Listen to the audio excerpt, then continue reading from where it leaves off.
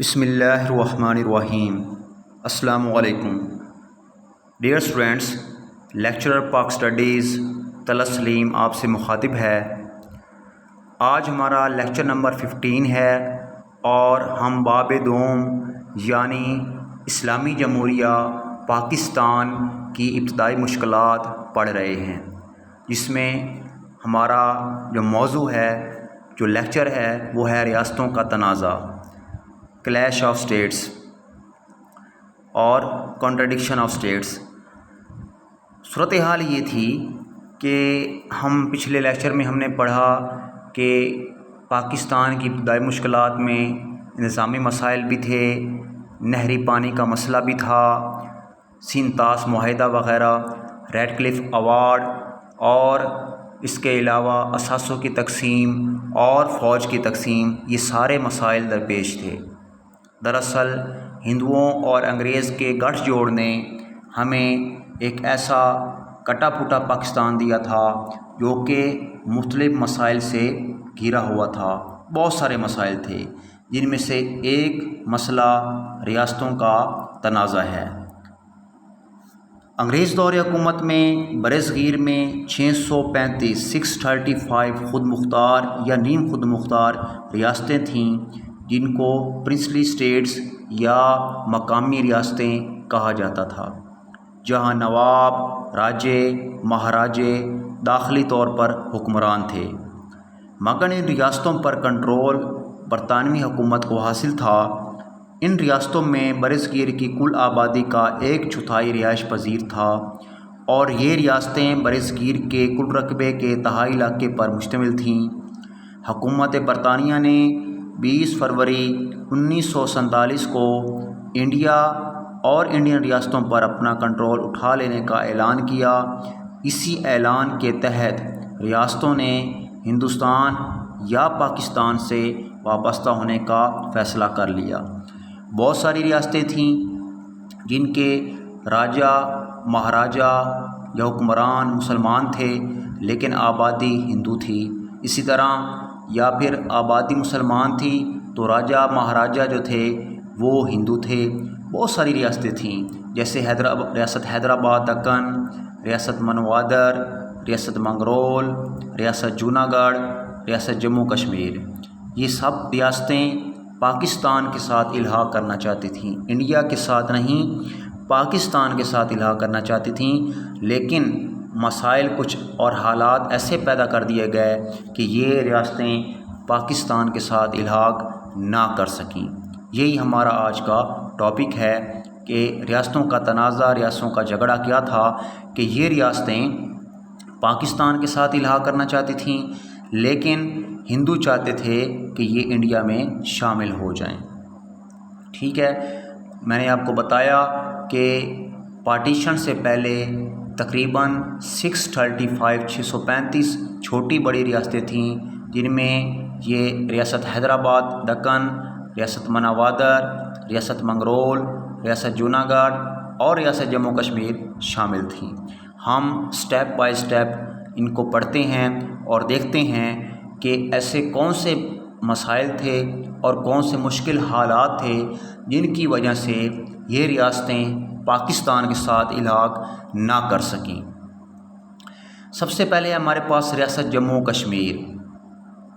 آبادی کے حوالے سے یہ انڈیا کی سب سے بڑی ریاست تھی برصغیر کی۔ آبادی 1941 کی مردم شماری کے مطابق اس کی آبادی تقریباً 40 لاکھ تھی، اور رقبہ 84,471 مربع کلومیٹر تھا۔ ٹھیک ہے، تو یہ ریاست آپ دیکھ سکتے ہیں آپ کے سامنے، یہ نقشہ ہے جموں اینڈ کشمیر کا، اور اس سے اوپر یہ Azad Kashmir line of control ہے۔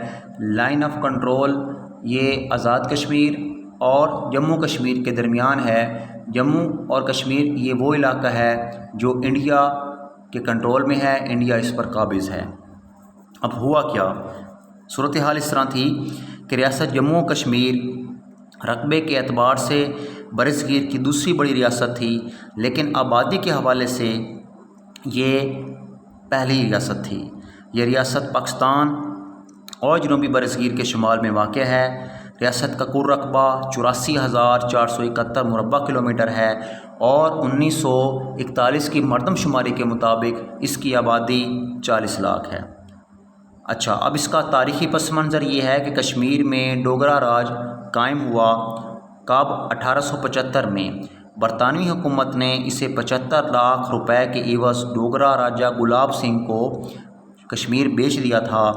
ڈوگرا راجہ گلاب سنگھ اور اس کے حواریوں نے مسلم عوام پر ظلم و جبر کے پہاڑ توڑے اور معمولی جرم پر کڑی سزائیں دیں۔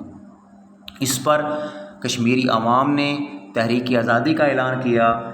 1930 میں ڈوگرا ظلم ستم کے خلاف آزادی کی تحریک شروع کر دی اور برطانوی حکومت نے راجہ کا ساتھ دیا۔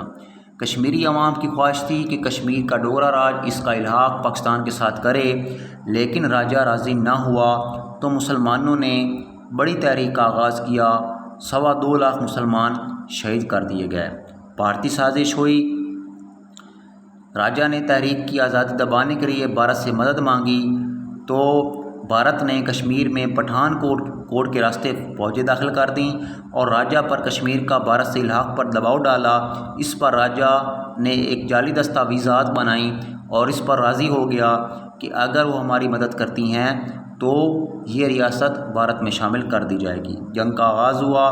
بھارتی فوج اور راجہ کے خلاف کشمیری عوام نے ہتھیار اٹھا لیے۔ سابقہ فوجی کشمیریوں نے ان کی قیادت کی رضاکاروں کی بڑی تعداد اس جنگ میں نمبر آزما ہوئی تو کشمیر کا بہت سا علاقہ بھارتی قبضے سے نکل گیا۔ بھارت نے کشمیری مجاہدین کا پلہ بھاری دیکھا اور حالات پلٹتے دیکھے تو اس مسئلے کو اقوام متحدہ میں لے گئی۔ اس طرح بھارت کے مسئلے کو سلامتی کونسل میں 1948 میں لے جانے والا پہلا ملک بھارت ہے۔ اب اقوام متحدہ میں قرارداد پیش ہوئی۔ 2 قرارداد پیش ہوئیں۔ پہلی قرارداد یہ ہے کہ فوراً جنگ بندی کر دی جائے گی۔ دوسری قرارداد یہ ہے کہ کشمیر کے مسئلے کا حل عوام کی استصواب رائے سے ہوگا۔ دوسری قرارداد پر ابھی تک جو ہے وہ عمل درآمد نہیں کیا جا سکا۔ اب اس کے بعد انڈیا نے ایک آرٹیکل جو ہے وہ ختم کیا ہے، آرٹیکل منسوخ کیا 370۔ بچوں 370 آرٹیکل یہ تھا کہ کشمیر ایک متنازعہ علاقہ ہے، یہ کنفرم نہیں ہے کہ ریاست پاکستان میں شامل ہے یا انڈیا میں۔ اب انہوں نے آئین میں آرٹیکل 370 منسوخ کر دیا۔ اس کا مطلب یہ ہے کہ کشمیر کبھی بھی پاکستان کا حصہ نہیں رہی، یہ ایک ایسی ریاست ہے جو کہ انڈیا کا حصہ ہے۔ اس طرح انہوں نے غاصبانہ طور پر کشمیر پر حملہ کر دیا، کشمیر کو لاک ڈاؤن کر دیا۔ کشمیر کے حوالے سے انہوں نے وہاں پر اپنی فوجیں اتاریں اور کشمیری عوام پر ظلم ستم جو ہے وہ شروع کر دیا۔ یہ ظلم ستم 1948 سے ہی ہوتا آ رہا ہے، لیکن اب 2020 میں انہوں نے آرٹیکل 370 منسوخ کرنے کے بعد اپنے ظلم ستم میں اضافہ کر دیا۔ ٹھیک ہے، یہ ریاست تھی جموں و کشمیر۔ اس کے بعد ہم دیکھتے ہیں ریاست جوناگڑھ۔ ریاست جوناگڑھ کراچی سے 480 کلومیٹر کے فاصلے پر تھی۔ ریاست کا نواب مسلمان تھا، یعنی ریاست کا جو حکمران تھا وہ مسلمان تھا اور اس نے پاکستان کے ساتھ الحاق کا اعلان کیا۔ ریاست کا رقبہ کتنا ہے؟ 3,338 مربع میٹر یا 5,409 مربع کلومیٹر۔ 3,338 مربع میٹر یا 5,409 مربع کلومیٹر۔ اب اس ریاست کا جو حکمران تھا وہ مسلمان تھا۔ یہ آپ دیکھ سکتے ہیں کراچی سے 480 کلومیٹر کے فاصلے پر جوناگڑھ موجود ہے اور جوناگڑھ کا جو راجہ ہے وہ مسلمان تھا لیکن اس کی رعایا ہندو تھی۔ اس نے پاکستان کے ساتھ الحاق کا اعلان کیا، لیکن بھارت کے governor general Lord Mountbatten نے اس الحاق کو تسلیم نہ کیا اور جوناگڑھ کو بھارتی حصہ ثابت کرنے کی کوشش کی۔ پاکستان نے نواب کا اعلان قبول کرتے ہوئے ایک خط جاری کر دیا اور اس کی نقل governor general Lord Mountbatten کو بھی بھیجی، لیکن بھارت نے اسے اندرونی معاملات میں مداخلت قرار دیتے ہوئے ریاست کو گھیر لیا اور دارالحکومت پر قبضہ کر لیا۔ نواب نے پاکستان کی طرف ہجرت کر لی اور اقوام متحدہ کی سلامتی کونسل میں تنازع کے بارے میں درخواست بھیجی۔ پاکستان بھی یہ معاملہ اقوام متحدہ میں لے گیا، لیکن یہ معاملہ ابھی تک فیصلے کے انتظار میں ہے۔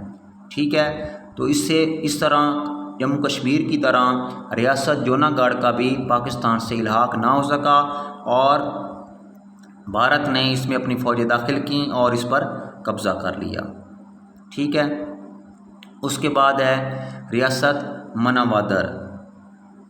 دوسری ریاستوں کی طرح ریاست مناوادر بھی ایک ایسی ریاست تھی جو کہ جوناگڑھ کے قریب تھی۔ یہ آپ دیکھ سکتے ہیں، ریاست مناوادر جوناگڑھ کے قریب تھی اور اس کا حکمران بھی مسلمان تھا جبکہ رعایا ہندو تھی۔ مناوادر کے حکمران نے بھی پاکستان کے ساتھ الحاق کرنے کا اعلان کیا، لیکن بھارت نے جوناگڑھ کے ساتھ مناوادر پر بھی حملہ کر دیا اور زبردستی قبضہ کر لیا۔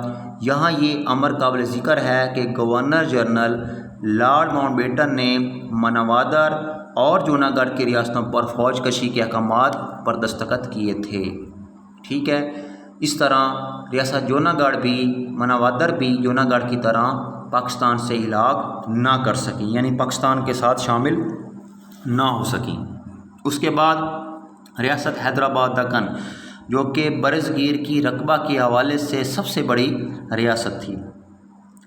حیدرآباد دکن یہ آپ دیکھ سکتے ہیں، ریاست حیدرآباد دکن برصغیر کی رقبے کے اعتبار سے سب سے بڑی ریاست تھی۔ حیدرآباد دکن کا رقبہ 82,000 مربع میل یا 1,31,200 مربع کلومیٹر تھا۔ حیدرآباد دکن کی عوام کی اکثریت کا تعلق ہندوازم سے تھا، یعنی عوام ہندو تھی، جبکہ ریاست کا حکمران مسلمان تھا۔ ریاست کا حکمران مسلمان تھا اور نظام کہلاتا تھا، اس کو نظام حیدرآباد کہا جاتا تھا۔ نظام اپنے عوام میں خاصا مقبول تھا اور ریاست کی معاشی حالت بھی اچھی تھی۔ جغرافیائی اعتبار سے چاروں طرف سے ہندوستانی علاقوں میں گھرے ہونے کی وجہ سے لارڈ ماؤنٹ بیٹن نے نظام پر ہندوستان سے الحاق کے لیے دباؤ ڈالا، لیکن نظام حیدرآباد دکن مسلمان ہونے کے ناطے پاکستان کے ساتھ شامل ہونا چاہتا تھا۔ بھارتی دباؤ کے بعد وہ آزاد اور خود مختار ریاست کے قیام پر سوچنے لگا۔ نظام نے بھارتی رویے کے خلاف درخواست اقوام متحدہ کی سلامتی کونسل میں بھیجی۔ ابھی معاملہ زیر غور ہی تھا کہ قائد اعظم کی وفات کے ساتھ ہی ہندوستان نے 11 ستمبر 1948 کو اپنی افواج حیدرآباد میں داخل کر دیں اور اس طرح 17 ستمبر کو نظام کی افواج نے شدید مزاحمت کے بعد ہتھیار ڈال دیے اور بھارت نے ریاست پر قبضہ کر لیا۔ اس طرح باقی ریاستوں کی طرح جموں کشمیر جوناگڑھ اور مناوادر کی طرح ریاست حیدرآباد دکن بھی پاکستان کے ساتھ الحاق نہ کر سکی، پاکستان کے ساتھ شامل نہ ہو سکی۔ ٹھیک ہے بچوں، تو یہ ہمارا آج کا لیکچر تھا جس میں ہم نے پڑھا کہ بہت ساری ریاستیں تھیں، جیسے ریاست حیدرآباد دکن، ریاست مناوادر، ریاست منگرول، ریاست جوناگڑھ، ریاست جموں کشمیر۔ یہ تمام ریاستیں، ان میں یا تو بادشاہ مسلمان تھا اور رعایا ہندو تھی، یا پھر رعایا مسلمان تھی تو بادشاہ ہندو تھا، اور یہ ریاستیں کسی نہ کسی طور پر چاہتی تھیں کہ پاکستان کے ساتھ الحاق کریں 1947 کی پارٹیشن کے بعد، لیکن حالات و واقعات ایسے بنے کہ یہ ریاستیں کبھی بھی پاکستان کے ساتھ شامل نہ ہو سکیں اور ان ریاستوں پر انڈیا نے زبردستی قبضہ کر لیا۔ ٹھیک ہے۔